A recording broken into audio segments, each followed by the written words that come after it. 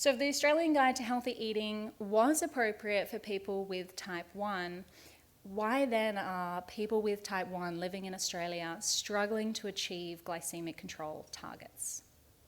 So the average HbA₁C of people with type 1 living in Australia is 8.4%.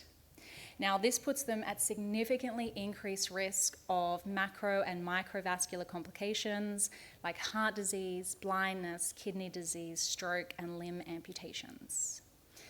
The management target for all types of diabetes is to get that HbA₁C below 7.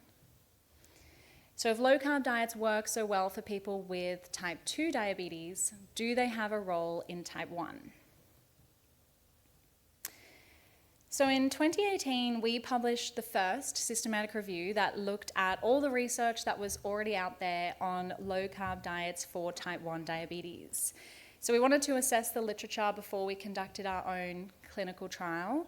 We knew the data was going to be limited, but we wanted to see what was out there and what we could learn.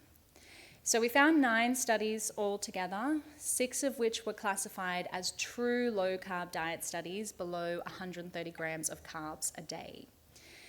Now, even though the data was limited, it was quite promising to look at the results. The studies investigating low-carb diets in type 1 diabetes did show significant and clinical reductions in HbA₁C, and we also saw less use of insulin, which is really important for combating that epidemic of double diabetes.